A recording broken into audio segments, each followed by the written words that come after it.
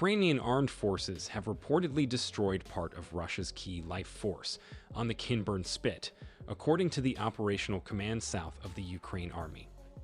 The Kinburn Spit, which is attached to the Kinburn Peninsula in the Black Sea, was first captured by the Russian military in June and has remained one of the last occupied territories in southern Ukraine.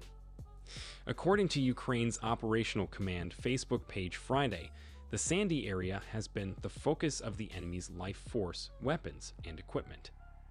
Ukraine's military reported that its attack demilitarized 7 Russians and 2 auto armor units, adding that the base point had been destroyed. Forbes magazine reported on Monday that the Spit has been a strategic strip for Russia's army, allowing it to exert control over the Black Sea. The Kinburn Spit is at the mouth of the Dnieper River, Forbes wrote, just south of Kherson. Ukraine's post on Friday said that occupying the coastal area has allowed Russia to fire at port tugs and grain barges coming in from the Dnieper. But Russian soldiers were ordered to retreat from the western part of Kherson on November 11, resulting in catastrophic losses for the Kremlin's army and an increased wave of attacks from Ukraine. Newsweek previously reported that losing ground in Kherson will make Russian troops vulnerable to further Ukrainian offensives in the southern region. On Tuesday, Operational Command South reported that Ukrainian troops had carried out more than 50 rocket and artillery attacks against Russian troops left along the eastern bank of the Dnieper River and in the Kinburn Spit, reported the Euromaidan press. As Russia continues efforts to thwart Ukraine's counteroffensives, the Kremlin's military has focused on attacking civilian infrastructure in Ukraine, leading to widespread energy blackouts across the country. On Friday, Newsweek also reported that the city of Kherson has come under Russian bombardment since troops retreated, hitting residential buildings, industrial concerns, and transportation infrastructure. Russian forces have begun restructuring themselves since fleeing the city of Kherson to defend Crimea, which was illegally annexed from Ukraine in 2014. Ukrainian President Volodymyr Zelensky promised to take the peninsula back in late August after his military began counteroffensives in the region.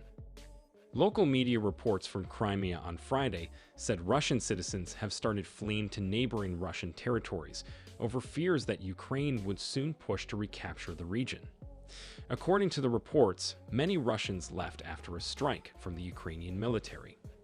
Invading Russian forces have lost an estimated 2,600 combat soldiers in less than 1 week as the country struggles to retain its foothold in Ukraine. According to combat loss statistics shared by the Ukrainian Defense Ministry Friday, Ukrainian forces killed approximately 350 Russian soldiers on Friday alone. The total represents the slowest day of casualties this week. Since Monday, Ukrainian soldiers have killed an estimated 2,600 enemy troops, including a high of 710 on Tuesday, bringing the total number of Russian dead to 83,460 since the Russian invasion of the country commenced in February. Russian losses this week also included several tanks and armored vehicles, while Ukrainian forces reported the shooting down of several dozen drones and cruise missiles bound for various targets around the country. On Tuesday alone, Ukrainian forces shot down an estimated 73 cruise missiles in a fraught week that included an inadvertent strike on a target in Poland, killing 2 and escalating tensions on both sides. The numbers appear to be an underestimation of the 100,000 estimated Russian casualties suggested by Joint Chiefs of Staff Chairman Mark Milley at the Economic Club of New York earlier this month. The numbers underscore the scale of human losses involved in the war thus far, which has resulted in the deaths of an estimated 40,000 Ukrainian civilians and resulted in billions of dollars in damage. The Office of the United Nations High Commissioner for Human Rights has verified fewer than 7,000 of these casualties, however. It is also a sizable uptick in the rate of military casualties in the war, once estimated by the Ukrainian Defense Ministry at around 200 per day for the Ukrainian side back in June. Meanwhile, Russian President Vladimir Putin has largely disappeared from public view, the Associated Press reported, leaving his lieutenants to deliver news about the war as Russian citizens have faced increasing levels of censorship and Russian morale on the front lines appears to hit new lows by the day.